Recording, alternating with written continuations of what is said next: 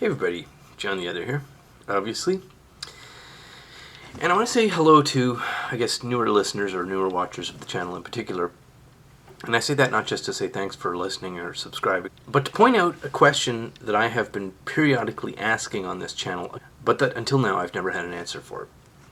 The question is really one for women. What are women going to do after they've made themselves so dangerous and seemingly psychotic that nobody will deal with them, employ them, or even speak to them? Well, it appears that I finally have an answer. Yesterday I read something from Ben Shapiro, and in that article he reviewed a New York Times article by an actress named Amber Tamblyn. The actress was writing about how terrible men are, how it feels to be a member of the sex which has been silenced for the entire length of history, and whether she's ready to allow men to redeem themselves. I am paraphrasing a little bit, but I'm actually not exaggerating. Shapiro pointed out that what Amber Tamblyn wants is really a long way from anything resembling justice and a lot closer to revenge. But Tamblyn makes a couple of points clear about the Me Too moral panic. Aside from her not being ready to allow the Harvey Weinsteins of the world to be redeemed, she's really not interested in anyone who might be innocent. Because for her, this is not about individuals. According to Tamblyn, we are in the midst of a reckoning. Quote, "It's what toxic masculinity's own medicine tastes like." Now, as a general rule, anybody in my personal life who actually uses the phrase toxic masculinity other than to hold it up as an example of bigoted rhetoric, remove them from my social circles. But Tamblyn isn't an acquaintance, and she's really just an actress I've never heard of before. But nobody, not even the New York Times editorial staff, can pretend that the term toxic masculinity is anything except the ugliest racism.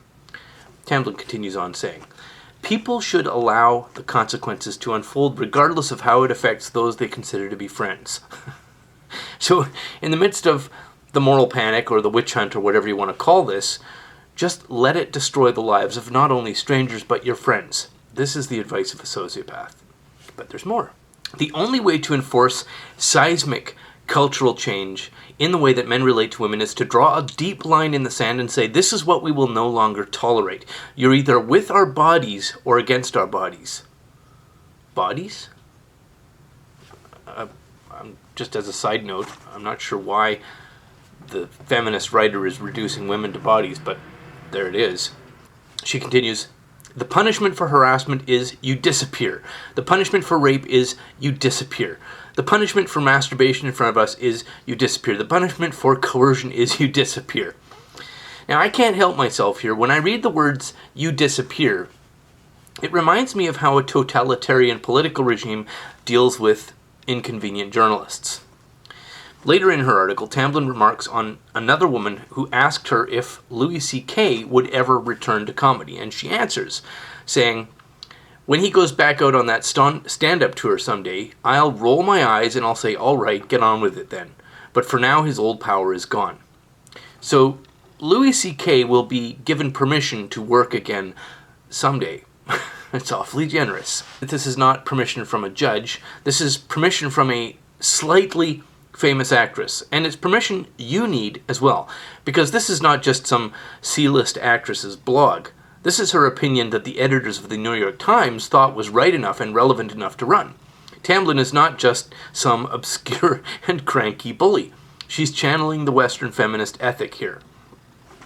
Now, on the day that I wrote this article, Huffington Post, along with dozens of other news and entertainment channels, posted and reposted and retweeted a Saturday Night Live comedy song called "Welcome to Hell." It's poppy and catchy, and all the female cast of Saturday Night Live wallow in theatrical victimhood and wiggle in the delight that men will now be in hell. It's a comedy show. Are you not entertained?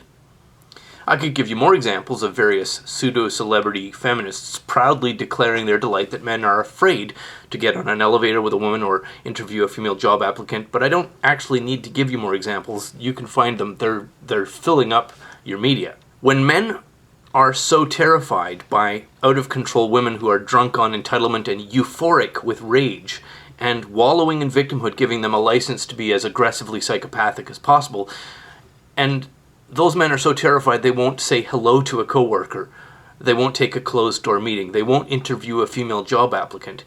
we finally know what women will do when that happens, because we're here. When the only men left in places where females also work are going to be broken-collared, apologetic, self-abasing slave boys that make the current crop of male feminists look like 1982 Arnold as Conan the Barbarian. Women will celebrate. Well, they are celebrating. Women will sing and dance and cheer as the remaining men reformat their lives and their careers to exclude women away from themselves. And we're really just at the beginning of a very great splitting of society along sexual lines.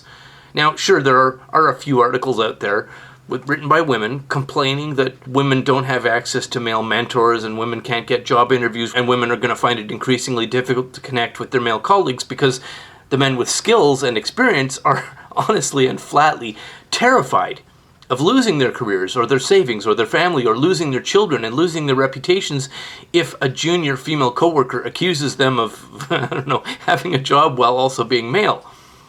But the writers of those complaining and whining articles are probably suffering from internalized misogyny. Don't listen to Sheryl Lenian Sandberg's warnings of a backlash. Don't let that scare you. Sheryl Sandberg is wrong, ladies. Masculinity is out of fashion. It's extinct. And if you push just a little bit harder, I'm willing to bet you can even make male sexuality illegal without there being some sort of a female-issued license for it to be allowed to exist. And sure, there will always be men who don't want to live as demeaned and castrated servants. Those men will wall you out of their world. They'll build careers and inventions and lives far away from you and out of your reach. But those men are not your problem. Soon enough, you will be able to take their incomes away from them, probably using government intervention and a claim of rape, even if you've never met them. I bet, in fact, that in some places you'll be able to have them killed just for looking at you wrong. You'll never run out, though. You'll never run out of fawning and self-abasing male feminists.